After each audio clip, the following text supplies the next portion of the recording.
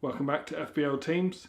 We're going to consider some of the players you might want to put in your team for game week 2. Well, there's two ways of thinking about these kinds of things. Maybe 3, maybe 4. I'm not that intelligent.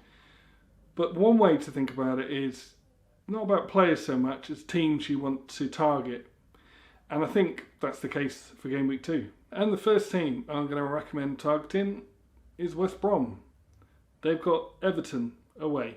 So Everton versus West Brom. Everton looked really good against Spurs in game week 1, but I think most teams would look good against Spurs the way they played. But of course, James Rodriguez, would he start well? He did start well. He affected the game. He didn't get any attacking returns, but he certainly looked like he would in the future. Created space, created a lot of key passes, I'd say, in the game. And he looked a class act. So will he score? Will he provide assists? I think you can go by that game and obviously what he's done in the game before and say yes. So he's one of the players I'm considering for game week 2.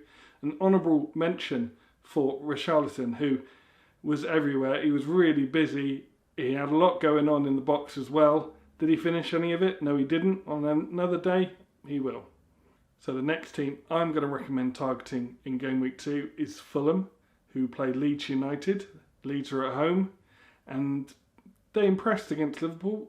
Of course they did. I think they allowed Liverpool to win the game in certain respects, but playing other teams, Leeds kind of smothering type of play, will have greater rewards. I mean, other than 3 goals they scored against Liverpool, but I think defensively they'll look better against other teams.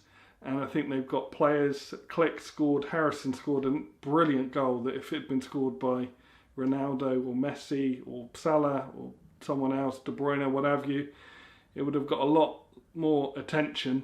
Great goal. And Bamford scored as well. I mean, Bamford's kind of been considered by a lot of managers before the season starts. Did he score enough goals in the Championship? Probably not. Will he do well in the Premier League? Different season. He could do really well. And I think I'd be happy if I had Bamford going up against Fulham. The third team I'm going to recommend targeting in game week 2 is West Ham, who started very badly. They have Arsenal, who started very well, although looked a little skittish early on against Fulham. But then they had Willian with 3 assists on the day. He nearly scored as well. A player that kind of goes up and down in consideration for managers, I think. He's never really been a nailed-on starter for most teams, but new team, he could be incredibly consistent for Arsenal, and he was impressive on the day. Aubameyang, of course, scored. Should you take him out? I don't think so.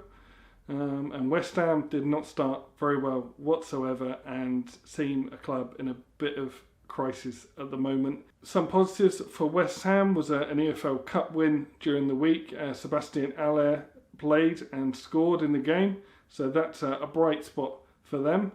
But certainly round off by recommending targeting West Ham and including an Arsenal player or 2 in your lineup. So what are your recommendations for game week 2? There are managers out there considering using their wild card. I would recommend doing that in game week 3 because that would allow you time to look at Manchester United and Manchester City, and especially 2 players that could be important to your team, and that would be Phil Foden and Greenwood. 6.5 for Foden, 7.5 for Greenwood, and players like that could allow you to get other more expensive players in your team. You'll only really know whether they're playing, whether they're performing well by watching them in game week 2 and then including them in game week 3 as part of your kind of mass change if you are considering that wild card. Obviously, rumours at the moment that Gareth Bale could be coming to the Premier League. What do you think about that? Is he straight in your team if he arrives? Obviously, probably be short of match fitness. I keep saying that. It's a shame that things are like this where you have to consider that players haven't had a proper pre-season. When he's back to fitness, is he straight in? Or do you consider him too much of an injury risk long term? Exciting times though. Good luck for game week 2.